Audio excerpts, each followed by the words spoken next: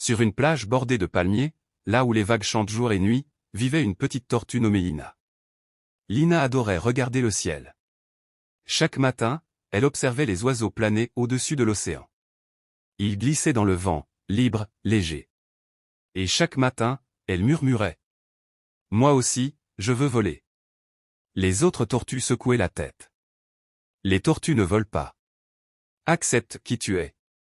Mais Lina ne pouvait pas s'empêcher de rêver. Un jour, elle grimpa sur un rocher. Elle prit une grande inspiration. Et elle sauta.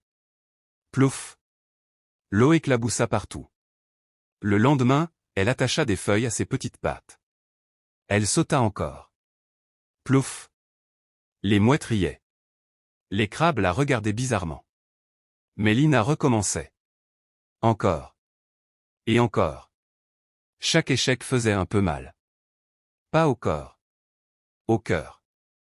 Un après-midi, un vieux pélican nommé Taro atterrit près d'elle. Il l'observait depuis longtemps. « Pourquoi veux-tu voler, petite tortue ?»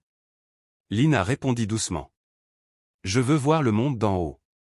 Je veux aller loin. » Taro resta pensif. Puis il dit. « Peut-être que tu ne peux pas voler. Mais qui a dit que voler était la seule façon d'aller loin ?» Lina fronça les sourcils. Taro lui proposa quelque chose. Il lui apprit à lire les courants marins. À sentir la direction du vent à la surface de l'eau. À comprendre les mouvements de l'océan. Lina commença à explorer. Elle découvrit des récifs coralliens colorés comme des jardins magiques. Elle vit des poissons lumineux danser dans les profondeurs. Elle trouva même une vieille épave mystérieuse cachée sous le sable. Plus elle nageait, plus elle réalisait quelque chose. Le monde sous l'eau était immense. Magnifique. Infini. Un jour, alors qu'elle explorait plus loin que jamais, le ciel s'assombrit brusquement.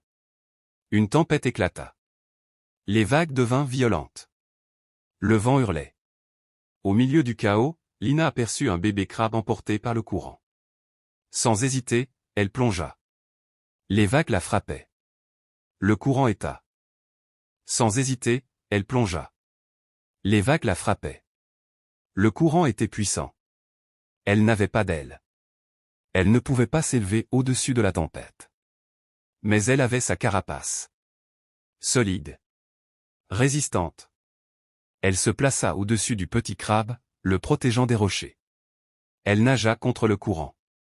Chaque mouvement demandait un effort immense. Mais elle ne s'arrêta pas. Finalement, la tempête s'apaisa. Le bébé crabe était sain et sauf. Lina était épuisée. Mais heureuse. Taro vola au-dessus d'elle. « Alors, petite tortue, tu veux toujours voler ?» Lina leva les yeux vers le ciel. Les nuages se dissipaient. Les oiseaux reprenaient leur danse dans les airs. Elle sourit. « Non. Je veux continuer à explorer. » Elle comprit enfin. Elle n'avait pas besoin d'elle pour être libre. Elle avait l'océan. Elle avait sa force. Elle avait son courage. Et parfois, ne pas être comme les autres, c'est découvrir un monde que les autres ne verront jamais. Lina plongea dans l'eau claire. Libre. À sa manière.